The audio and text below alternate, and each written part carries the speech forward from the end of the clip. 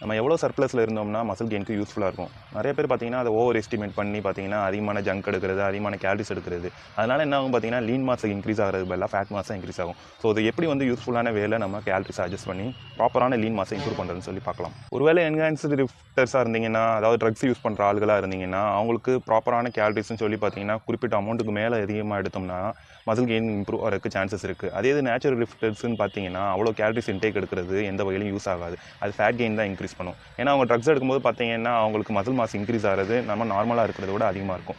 So அது useful வேலை வந்து கேலரிஸ் அட்ஜஸ்ட் பண்ணுறது ரொம்ப இம்பார்ட்டன்ட். ஆனால் நேச்சுரல் லிஃப்டர்ஸ்க்குன்னு பார்த்தீங்கன்னா அது ரொம்ப குறைவு தான்.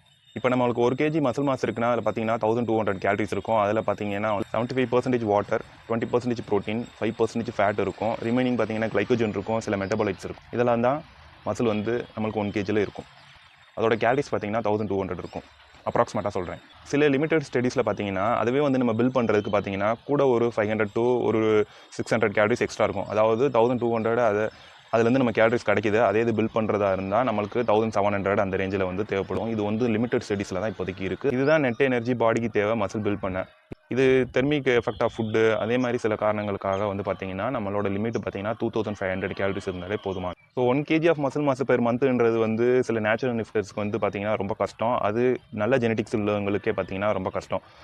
ஸோ அப்ராக்சிமேட்டாக பார்த்தீங்கன்னா 80 கேலரிஸ்லேருந்து 100 கேலரிஸ் இருந்தாலே போதுமானது. நீங்கள் வந்து மசில் கெயின் பண்ணணும்னு நினச்சிங்கன்னா உங்கள் மெயின்டெனன்ஸில் இருந்து இது லீனாக இருக்கிறவங்களுக்கு பொருந்தும். ஒருவேளை ஃபேட்டாக இருக்கவங்க பிகினராக உள்ள வராங்கன்னா அந்த டைமில் இந்த 100 கேலரிஸ் கூட அவங்க ஃபேட்டில் இருந்து எனர்ஜியாக கன்வெர்ட் ஆகிறதுனால பாடி ரீகாம்போசிஷன் நடக்கும். அதனால் பார்த்தீங்கன்னா ஃபேட்டும் ரெடியூஸ் ஆகும், மசிலும் கெயின் ஆகும். ஸோ இப்போ உங்களுக்கு புரிஞ்சிருக்கும் எவ்வளோ கேலரிஸ் எக்ஸாக்டாக இருந்துச்சுன்னா மசில் கெயின் மட்டும் பண்ண முடியும், அதே மாதிரி ஃபேட்டை கம்மியாக ரெடியூஸ் பண்ணி இன்க்ரீஸ் பண்ண முடியும்னு தெரிஞ்சிருக்கும்.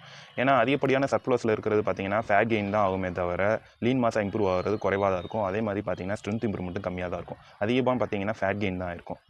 ஸோ நீங்கள் நெக்ஸ்ட் டைம் வந்து நீங்கள் கேலரிஸை இம்ப்ரூவ் பண்ணணும், வெயிட் கெயின் பண்ணணும் நீங்கள் நினச்சிங்கன்னா உங்கள் மெயின்டெனன்ஸில் இருந்து ஒரு 100 கேலரிஸ் இருந்தாலே போதுமானது. சில பேருக்கு பார்த்தீங்கன்னா சில இம்ப்ரூவ்மெண்ட்ஸ்க்காக வேணும்னா ஒரு 50 கேலரிஸ் வேணுமா எக்ஸ்ட்ரா எடுக்கலாம், ஒரு 150 கேலரிஸ் எக்ஸ்ட்ரா வேணுமா எடுக்கலாம். ஃபார் எக்ஸாம்பிளுக்கு உங்களோட மெயின்டெனன்ஸ் கேலரிஸ் 2500 வச்சுக்கிட்டோம்னா நீங்கள் 2700 வச்சுக்கலாம். ஒரு 200 to 100 வேணுமா எக்ஸஸாக வச்சுக்கலாம்.